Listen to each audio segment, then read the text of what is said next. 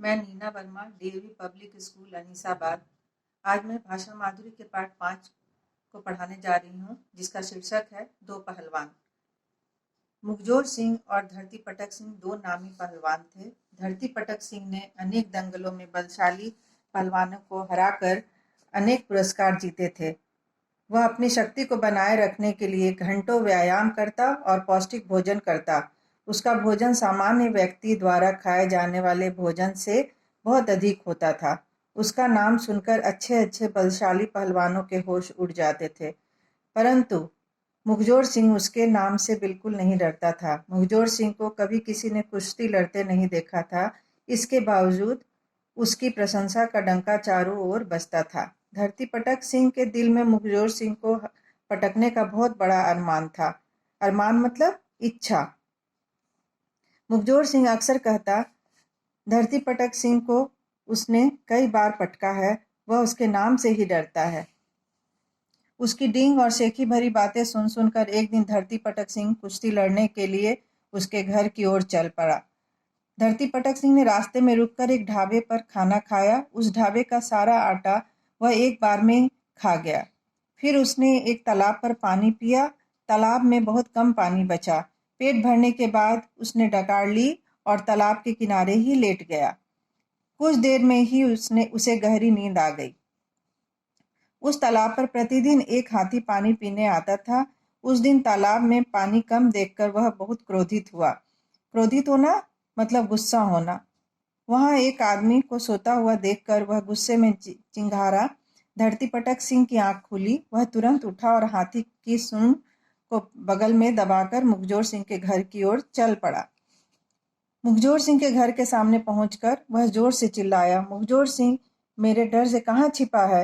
हिम्मत है तो सामने आ और मुकाबला कर, नहीं तो मेरे पांव छूकर क्षमा मांग। मुखजोर सिंह ने धरती पटक सिंह की आवाज सुनी तो वह डर के कारण पिछले दरवाजे से भाग गया। उसके जाने के बाद उसकी पत्नी ने ऊंचे स्वर में घर के भीतर से कहा, वे घर पर नहीं है, पहाड़ धकेलने बाहर गए हैं, 8-10 दिन में आएंगे। यह सुनकर धरती पटक सिंह ने हाथी उठाया और उसके आंगन में फेंकते हुए कहा, अपने पति से कहना कि मैं उसकी शक्ति देखना चाहता हूँ। आंगन में गिरे हाथी को देखकर घर में मौजूद मुखजोर सिंह की पत्नी और बेटा दोनों घबरा गए।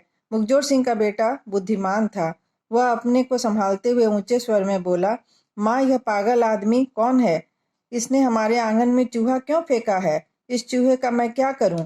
उसकी माँ ने समझदारी दिखाते हुए कहा, बेटा, घबराने की कोई बात नहीं, अपने पिता को आने दे, उनके आते ही यह पागल दुम दबाकर भाग जाएगा।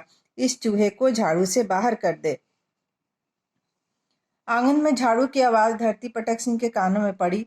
इसके बाद फिर मुखजोर सिंह के बेटे का स्वर उभरा, माँ, यह चूहा तो नाली में गिर गया। धरती पटक सिंह सोचने लगा कि जब उसका बेटा इतना बलशाली है तो हो सकता है कि वह खुद मेरे जितना या मुझसे अधिक बलशाली हो। यह सोचकर वह थोड़ा भयभीत हुआ।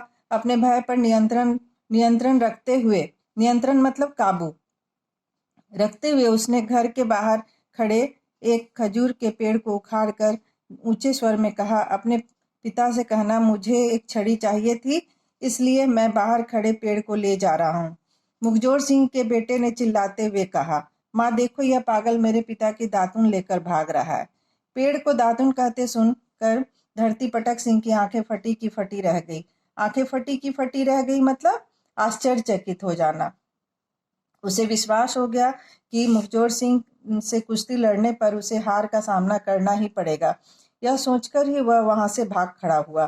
कुछ देर बाद मुखजोर सिंह घर लौटा और अपने बेटे से पूछा, कहाँ गया वह गप्पी?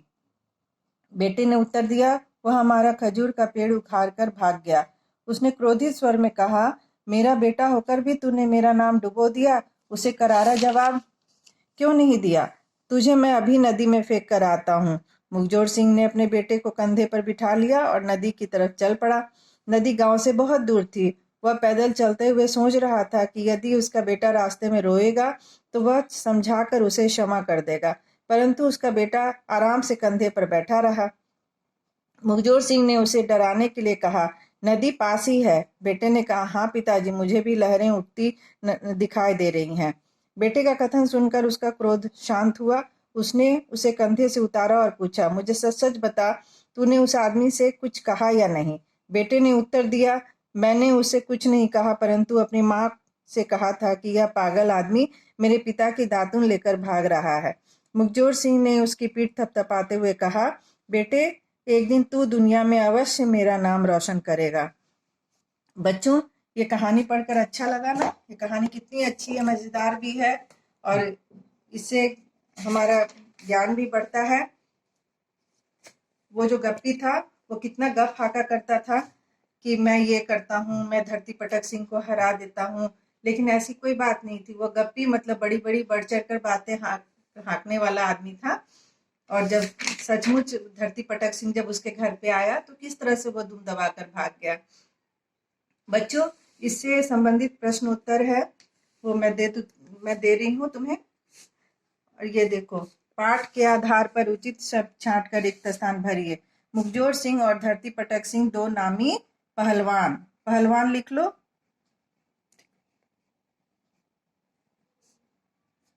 मुखजोर सिंह को कभी किसी ने कुश्ती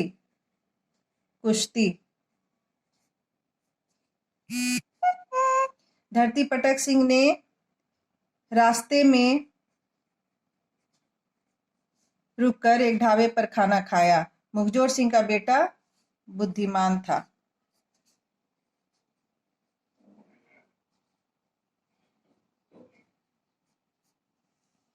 इसे कहानी को क्रम से लिखना है, ये तुम लोग भी लिख लोगे।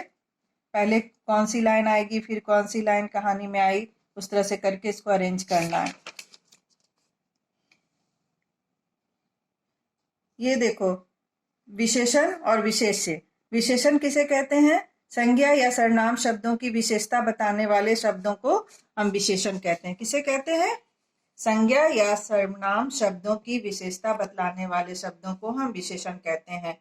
जैसे कि सारा आटा, नामी पहलवान, गहरी नींद, पागल आदमी, ऊंचे स्वर। लिख लिए? ठीक है। पाठ में से इन शब्दों के समान अर्थ वाले शब्द ढूंढकर लिखिए। सरोवर का तालाब, गृह का घर, दिवस का दिन, साहस का हिम्मत। हम सबको भी स्वस्थ रहने के लिए पौष्टिक व संतुलित भोजन करना चाहिए। पौष्टिक भोजन में कौन कौन से पोषक तत्व का होना जरूरी है, वे हमें क्या क्या खाने से मिलते हैं, नीचे दी गई तालिका में लिखिए। पोषक तत्वों के नाम। कार्बोहाइड्रेट खाने जिसमें पाए जाते हैं चावल, आलू, केला। प्रोटीन दाल, दूध, पनीर, सूखे मेवे। वसा घी, तेल, दूध। खनिज हरी पत्तेदार सब्जियां, फल। विटामिन फल, सब्जियां, मेवे। लिख लिया बच्चों? ठीक है, वेरी गुड। अब मैं पाठ को समाप्त कर रही हूँ। मुझे आशा है कि आप भी खूब मन लगाकर पढ़ेंगे और सारे प्रश्नोत्तर याद कर लेंगे। प्रश्नोत्तर